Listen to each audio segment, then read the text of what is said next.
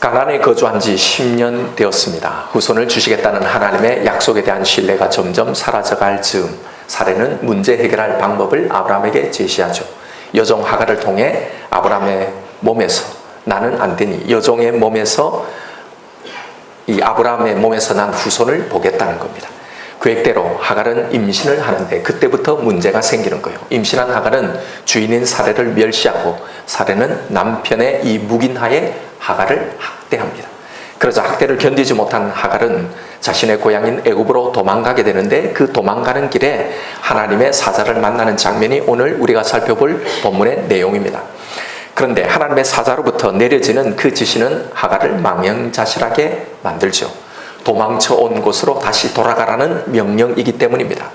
결심하고 떠나왔는데 그 떠나온 곳으로 다시 돌아가라는 이 지시만큼 난감한 지시가 어디 있겠습니까? 더군다나 그곳이 도저히 참을 수 없어서 겨우 도망쳐 나온 그 고통의 환경이라면 말이죠. 사람들은 이런 고통의 상황을 다 피하려고 합니다. 그래서 어떻게 하든지 그 자리를 떠나려고 하죠. 지금 우리 가운데도 어떤 자리, 어떤 상황, 어떤 환경을 떠나고 싶은 분들이 분명 있을 겁니다.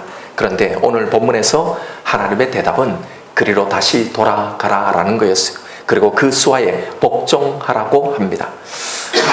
오늘 말씀을 차라리 안 들을 걸 하는 후회되는 분도 아마 있을 겁니다. 여러분, 왜 돌아가야 하는가? 이 하나님의 말씀을 들은 하갈의 입장에서는 도저히 이해가 안 되고 억울하기도 할 겁니다. 사실 이 모든 상황을 만든 건 자신이 아니라고 생각하기 때문이죠. 하갈 자신이 원해서 했던 결혼이 아니었잖아요. 종이니까 어쩔 수 없이 한 거죠. 하갈이라고 85세나 된 이 할아버지가 뭐가 좋았겠습니까? 종이니까 어쩔 수 없이 한 건데, 그런데 왜 내 책임도 아닌데 내가 이렇게 어려움을 당해야 하고 이 학대 가운데 살아야 하고 다시 그 상황으로 돌아가야 하는가 말입니다. 그런데 이건 이런 동일한 상황으로 다시 돌아가야 할 그런 상황을 또 다시 맞아야 할 사라의 입장에도 마찬가지였을 거예요. 사라도 억울하기는 마찬가지입니다. 하갈이 그렇게 싸가지 없이 굴지만 않았어도 아브라함이 자신의 편만을 조금만 좀 들어줬어도 이렇게 되지 않았을 거라는 이 억울함이 있었을 겁니다. 심지어는 이 모든 게 하나님이 자녀를 주시지 않았기에 생긴 문제 아닌가? 진작 나에게 자녀를 주셨다면 이런 문제들이 왜 생겼겠는가? 이 모든 상황을 만든 근본적인 원인이 하나님이 아닌가라는 그 원망도 있었을 거예요. 만약 떠날 결심을 하고 있는 여러분, 우리에게 하나님이 다시 돌아가라, 그 수하에 복종하라, 그 환경으로 돌아가라 라는 말씀을 들었다면 여러분, 우리는 어떨까요? 우리도 마찬가지일 겁니다. 여러분, 웬만해서 떠나왔겠습니까? 웬만해서 떠날 결심을 했겠냐 말입니다. 살해 학대와 같은 그런 나를 힘들게 만든 여러 가지 사건과 사고들, 그런 힘겨운 상황들, 그런 사람들이 분명히 있을 겁니다. 내가 만들지 않은 일에 왜 내가 책임을 져야 하는가? 그래서 우리는 이 고통을 피하고 싶어 합니다. 다시는 그런 상황, 그런 환경으로 돌아가고 싶지가 않는 거죠. 그런데 여러분, 바로 여기가 우리가 당하는 이 고난의 문제에 대한 그 핵심을 놓치는 바로 그 지점입니다. 하갈도 사레도 어쩌면 이 핵심을 다 놓치고 있는지 모릅니다. 도대체 왜 내게 이런 일이 일어나는 것일까? 하갈은 사레를 탓하고 사레는 하갈을 탓합니다. 그리고 이 둘은 동일하게 아브라함을 탓하기도 합니다. 심지어는 하나님께 이 고난에 대한 모든 책임을 다 전가하기도 하죠. 그러나 여러분, 곰곰이 정직하게 이 문제를 대면해 보면 우리 고난의 대부분은 사실 주위의 사람들이나 하나님 때문이 아닙니다. 그 원인의 진짜 제공자는 바로 나 자신이라는 사실이에요. 모든 고난이 다 그런 것은 아니겠지만 정말 하나님 앞에서 깊이 이 부분들을 묵상해 보면요, 많은 부분들에 있어서 나에게 그 원인이 있는 경우가 많다는 걸 발견하게 됩니다. 하갈은 자신이 억울하다고 생각하겠지만 사실 하갈 자신이 당하는 이 고통의 원인이 뭔지를 보십시오. 자신의 신분을 잊고 자신에게 은혜를 베푼 이 여주인 이 사레에 대한 멸시가 바로 그 원인이었습니다. 여러분, 사레가 아무나 첩으로 들였겠습니까? 어쩌면 자신이 가장 신뢰하고 아끼는 종이었고 믿을 수 있는 그런 이 하갈로 결정해서 선택했을 겁니다. 그런데 임신하게 되자 돌변하는 거죠. 이렇게 자신을 선택해 준 이 주인을 무시하는 겁니다. 그 주인의 가장 아픈 그 부분을 가지고 말입니다. 사례 또한 자신이 당하고 있는 이런 상황이 억울하다고 남편과 하나님에게 그 모든 책임을 전가하고 있지만요, 사실 사례 자신이 당하고 있는 이 고통스러운 상황, 그 원인이 어떻게 해서 발생된 겁니까? 하갈과의 관계 속에서 왜 이런 문제들이 발생하게 되었나요? 이 모든 환경을 만든 게 실은 누구입니까? 하나님의 약속에 대한 불신, 그것이 원인이었습니다. 하나님의 약속을 믿음으로 끝까지 붙들고 기다리지 못하고 인간적인 생각으로 밀어붙인 거잖아요. 이렇듯 사실 이 모든 문제의 원인은 주인인 사례의 그 쓰라린 마음을 헤아리지 못하는 이 하갈의 비뚤어진 이 자부심, 그리고 하갈의 임신을 흔쾌히 축하해 줄 수 없었던 이 사례의 좁은 마음, 바로 그것이 문제였습니다. 마찬가지로 우리 고통의 원인은 사실은 내 잘못에서 기인하는 것들이 많음을 인정해야 합니다. 이걸 볼 수 있어야 하고 이걸 인정해야 비로소 거기서 이제 하나님이 나를 향한 그 작업이 비로소 시작이 되는 겁니다. 그리고 또 하나의 원인이 있다면, 만약 이것이 나의 잘못이 아니라면, 아무리 생각해도 그것이 발견되지 않는다면요, 거기에는 나를 더 장성한 자로 단련시키려는 하나님의 그 계획이 거기에 담겨 있는 겁니다. 바로 이것을 묵상해 보십시오. 도망치려고만 하지 말고 내 고통의 원인을 깊이 묵상하며 살펴보아야 합니다. 떠나려는 그 결정 앞에, 그 전에요, 먼저 하나님 앞에 이걸 깊이 묵상하고 점검해 보아야 하는 겁니다. 바로 여기서 다시 돌아가라고 하시는 그 이유가 숨어 있습니다. 바로 그게 뭘까요? 바로 그 자리가 나의 교만, 나의 불신, 나의 완악한 그 성품과 그 기질, 연약함을 다루시는 바로 자리이기에 그런 겁니다. 저에게도 마찬가지였어요. 매번 사역지를 떠날 때마다 그냥 옮긴 건 아니죠. 다 기도했습니다. 그런데 기도할 때마다 또 내 마음속에 드는 그 분명한 원인이 있었어요. 그래서 떠난 겁니다. 모든 원인을 저에게서 찾지 않고 다 다른 것에서 찾았습니다. 너무나 찾기 쉬웠어요. 부당하게 하는 그 누군가의 그 잘못, 그래서 나는 떠난 것이 맞다, 나는 정당하다라고 했던 거예요. 그런데요, 사실 다 그 모든 것이요, 저의 부족함이었습니다. 저의 잘못이었어요. 그렇게 떠나고 피함으로 제 속에서 다루어져야 할 제 연약함들, 다룰 시간, 그 기회들을 다 그렇게 흘려보냈던 겁니다. 저의 성숙하지 못한 그런 성품, 연약한 기질들, 그 약점들, 저의 그 교만함들, 인내하지 못함들, 이걸 인정하지 못하고 계속 남 탓만 하며 환경 탓만 하며 바로 그 시간들, 그 기회들을 다 놓쳤던 겁니다. 그런데 그렇게 피하고 떠난다고 그 훈련들이 없어지고 사라지는 게 아니더란 말입니다. 피하여 가는 곳마다 그런 상황, 그런 사람, 그런 환경들이 또 생기는 거예요. 왜 그럴까요? 가는 곳마다 나를 학대하는 그 사람, 꼭 그 문제의 사람들, 문제 환경들, 그게 있어서일까요?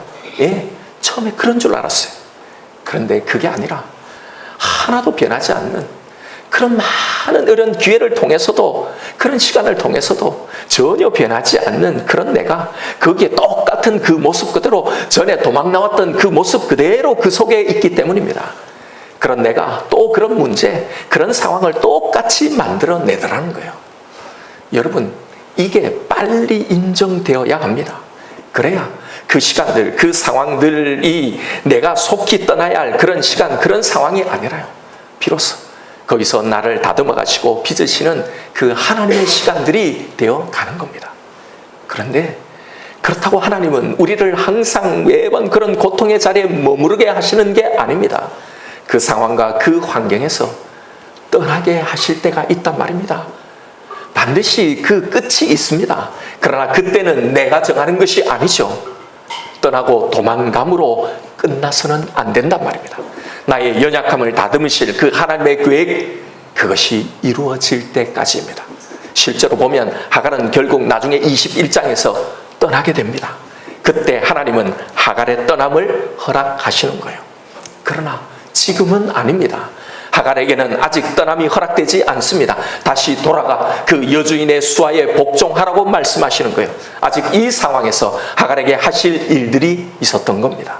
그래서 하나님은 하갈에게 도망 나온 그 자리로 다시 돌아가라고 하시는 거예요.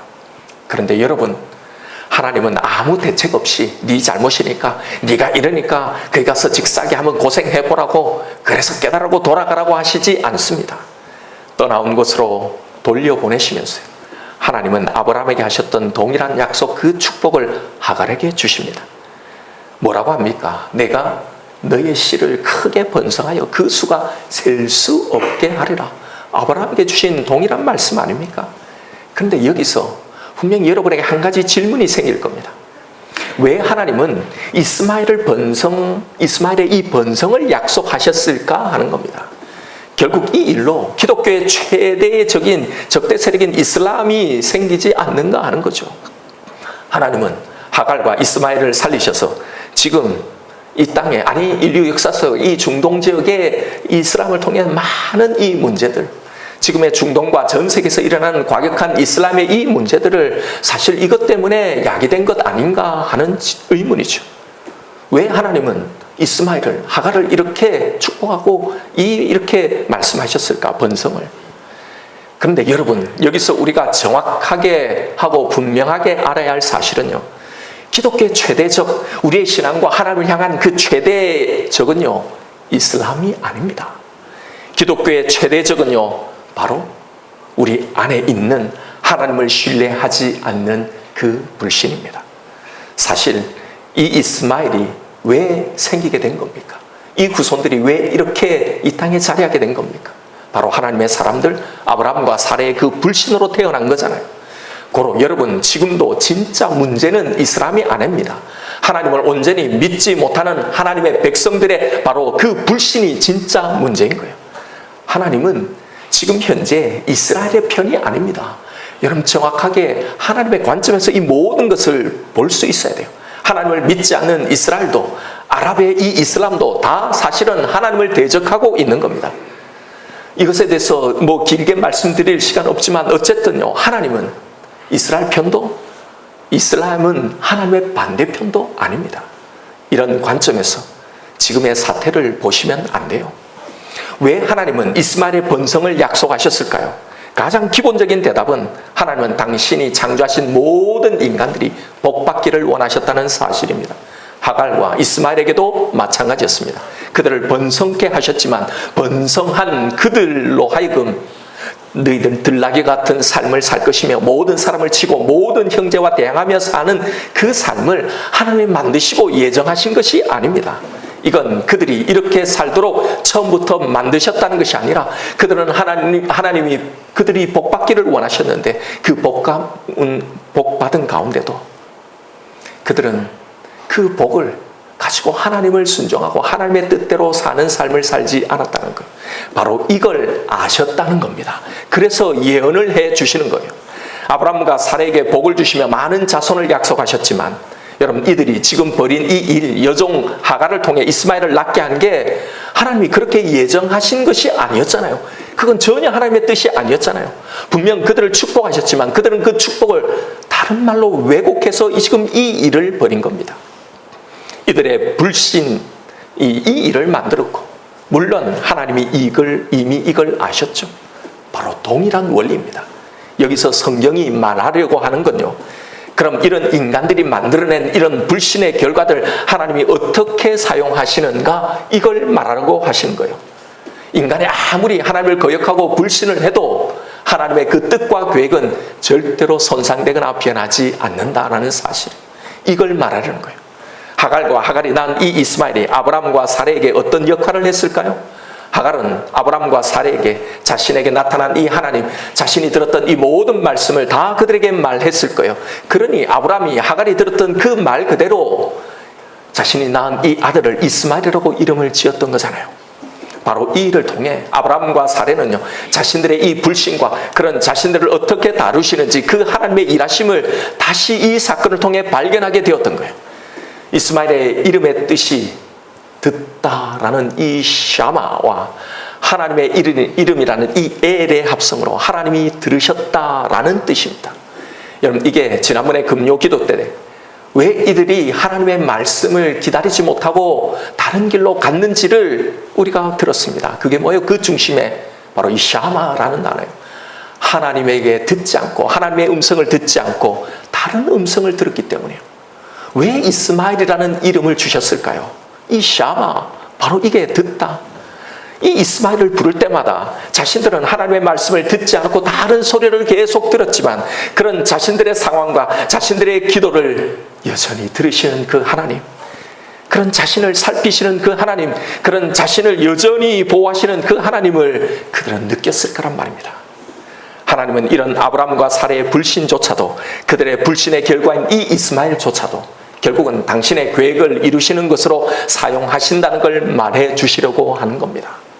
나중에 이 이스마엘의 번성은 결국 이스라엘에게도 동일한 역할을 하게 되었던 거예요. 바로 이스라엘의 그 불신들을 깨닫고 그 속에서도 자신들을 구원해 주시는 그 하나님을 만나는 거로 사용했던 거예요. 이게 나중에 이스라엘 역사 속에 그대로 드러나잖아요. 고로 여러분, 12절의 말씀은 이스마엘에 대한 이 저주라기보다 하나님의 택한 백성 이스라엘에 대한 그들의 역할, 그들을 어떻게 사용하실 것인가에 대한 이 불신을 당신의 백성들의 구원에 어떻게 사용할 것인가에 대한 예언이었던 거예요. 그리고 그렇게 쓰임받다가 그냥 그러면 그들은 버려지는가? 그게 아니라 결국은 이스마엘의 후손인 이 이스라엘 국가에도 하나님의 나라, 하나님의 복음이 전파되고 세워지고 있는 겁니다. 결국 하나님을 믿지 않는 이 이스라엘의 후손에도 당신의 그 백성을 부르시고 끝까지 거부하는 자들은 마지막 최후의 심판으로 심판하시겠다는 거예요. 자, 여러분, 이런 차원에서 이스마엘의 번성에 대한 부분을 이해하면 됩니다. 결론은 이거예요. 하나님은 모든 인간들이 복받기를 원하신다. 그래서 이스마엘의 번성도 약속하신 거고, 그런데 이스마엘의 운명을 하나님이 조장하신 게 아니라 예언하신 거예요. 자신의 의지로 그렇게 살게 될 것을 결국 그들에게도 복음이 전파되고 있으며 돌아올 자들을 돌아오게 하신다는 것.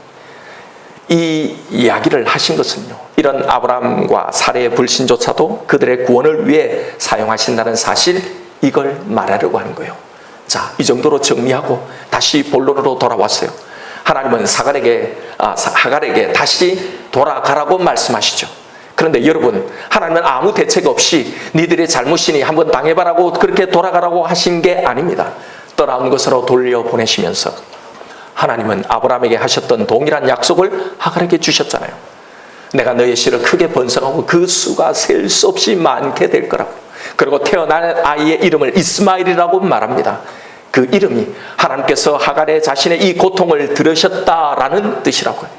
그 고통의 문제 가운데, 그 시간 가운데, 학대받는 그 모든 시간과 그 상황 가운데 그만 돌려보내는 게 아니라 하나님이 함께 계시겠단 말입니다.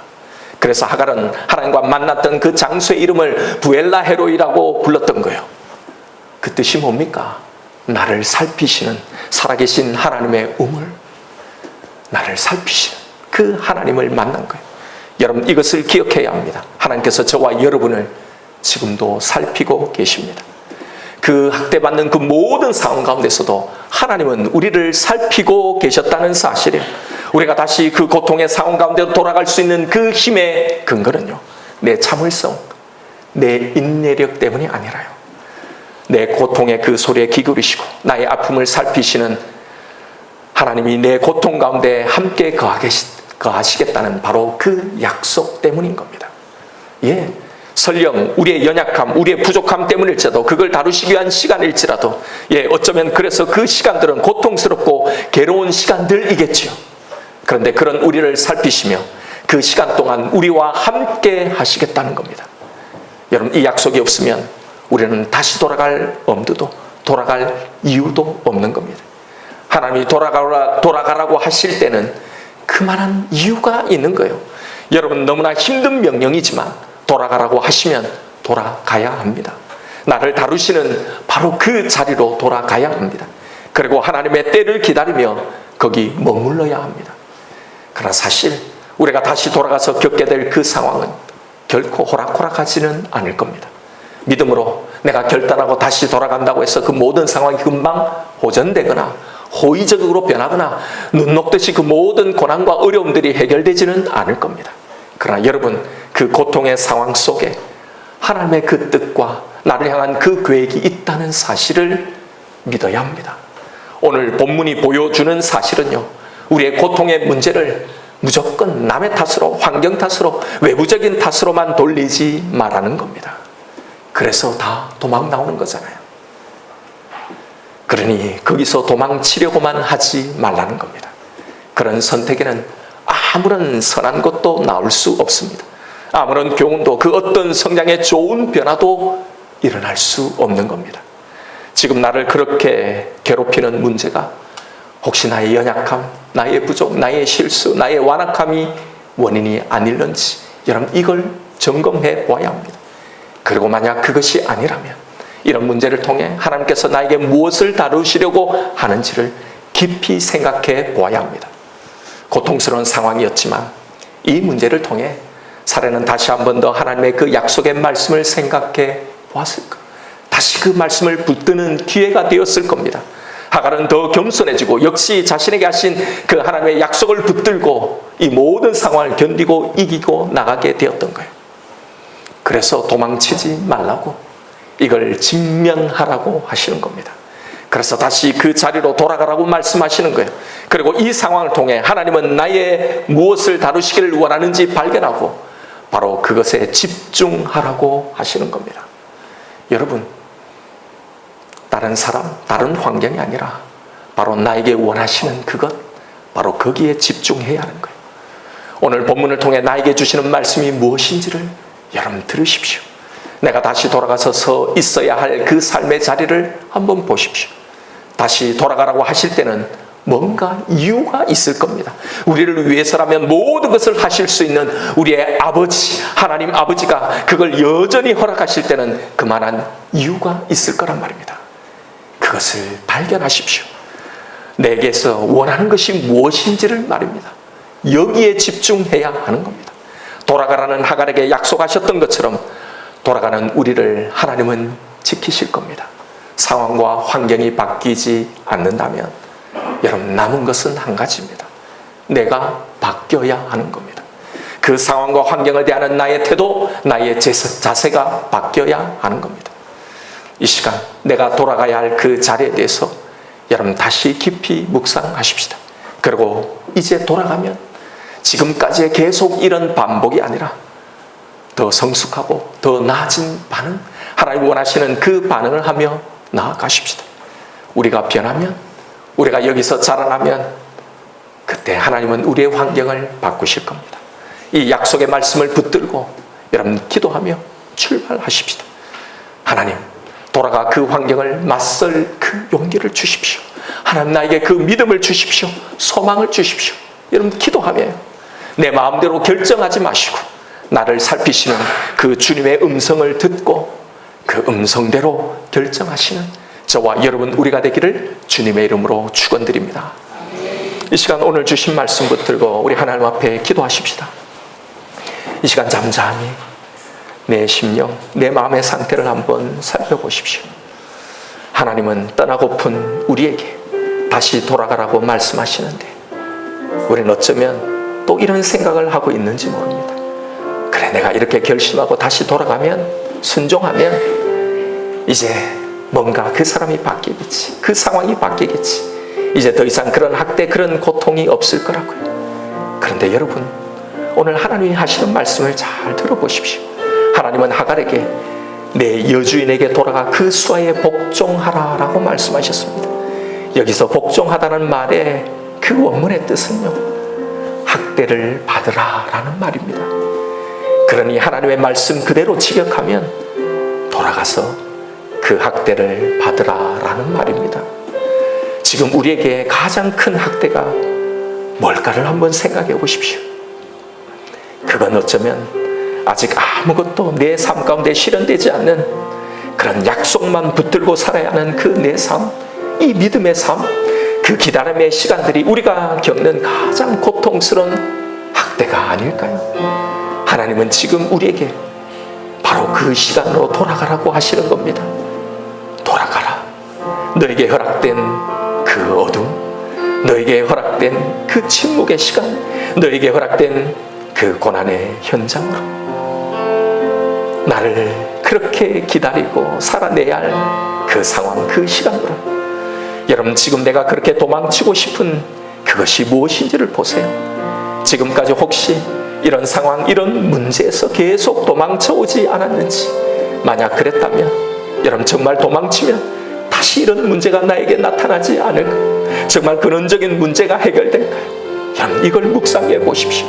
여기서 내가 자라나야 할 부분, 내가 뛰어넘어야 할 내 한계, 바로 그걸 다루시는 그 시간, 그 환경이 아닌지를 묵상하십시다. 하나님 앞에서 정직하게 나를 보십시오. 나를 대면하십시오. 나의 연약함을 보십시오. 그걸 보지 못하고 나의 그 연약함, 그것을 인정하지 못하면 우리는 또 도망가고 또 떠남을 반복하게 될 겁니다. 그러니 왜 나에게 내 삶에 이런 학대가 계속 일어나는지를 하나님 앞에 묵상하십시다. 그리고 기어이 거기서 내 한계를 넘어서고 기어이 거기서 자라나십시다. 하나님이 나를 살펴오셨고 또 살피신다고 하셨습니다. 나와 함께 하신다고 하셨습니다. 우리의 이 학대와 이 고통을 다 들으신다고 했습니다. 그러니 여기에 담긴 내 삶의 이 기다림의 이 학대, 이 시간, 여기에 담긴 하나님의 뜻, 그 목적, 그 선하신 계획을 발견하십시다. 그리고 순종해서 다시 돌아가면 그 학대가 사라질 거라는 그 기대로 돌아가는 게 아니라 이제 나에게 이 하나님의 계획, 이 목적이 이루어질 것이기에 이것을 소망하고 돌아가기로 하십시다.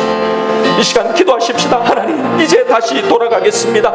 그 수하에 복종하겠습니다. 다시 기다리겠습니다. 이제 그 자리에서 저를 다루어 주옵소서. 제 모든 연약함에서 자라나게 하여 주옵소서. 이 시간에 나를 향해 주신 말씀이 있을 겁니다. 우리 이 말씀 붙들고 하나님 앞에 기도하며 나아가십시다.